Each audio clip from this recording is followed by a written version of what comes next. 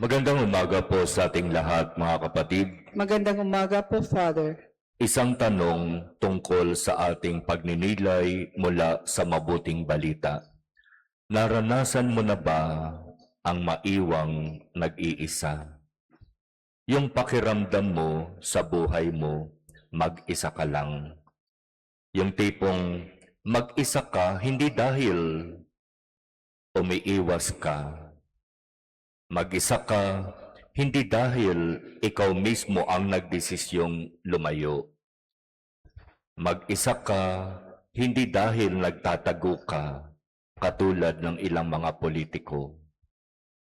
Nag-iisa ka, hindi dahil pakiramdam mo, iniwan ka na ng mga kaalyado mo sa politiko, sa politika, dahil marami kang hindi magandang gawa. Yung tipong nag-iisa ka dahil nagsisikap kang magpakatotoo.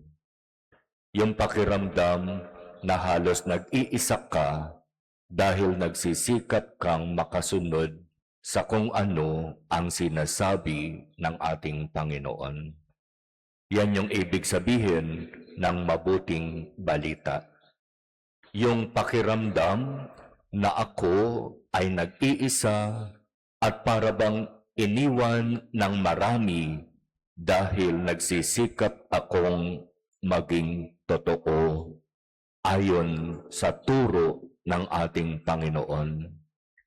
Yan ang mararanasan ng isang tunay na nagsisikap sumunod sa ating Panginoon.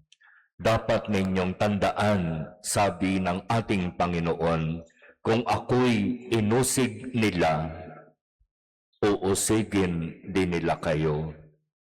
Kung ako ay dinala nila sa krus, dadalhin din nila kayo sa krus. Bakit?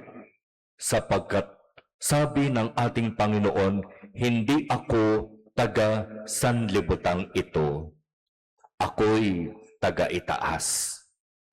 Ikaw, pinili at hinirang kita upang sumunod at maglingkod sa akin.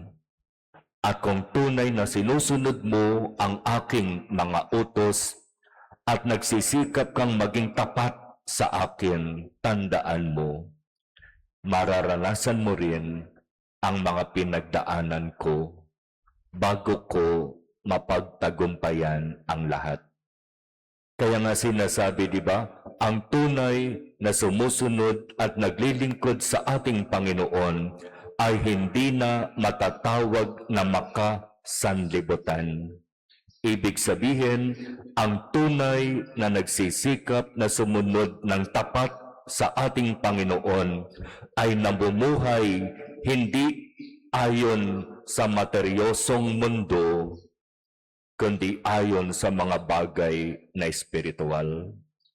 Kaya nakapagtataka kapag ang isang naglilingkod sa Diyos ay makikita nating namumuhay ayon sa ibinibigay ng mundong ito.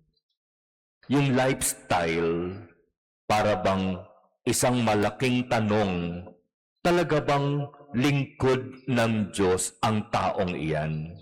Tingnan mo nga ang lifestyle. Ibang-iba sa inaasahan bilang lingkod ng Diyos. Ang sinasabi ng ating Panginoon, kayo ay pinili at hinirang upang maging lingkod, upang maging katulad ko na makalangit, hindi na makasanlibutan. Kaya napakagandang pagnilayan itong bahaging ito ng ating ebanghelyo ngayon. Umaasa ang Diyos na sa bisa ng binyag, sa bisa ng kumpil kung saan tayo ay isinugo sa sanlibutan, tayo ay magiging tunay na mga alagad ng ating Panginoon. Tayo ay inaasahan niya na magiging kanyang kasama sa kaharian sa langit.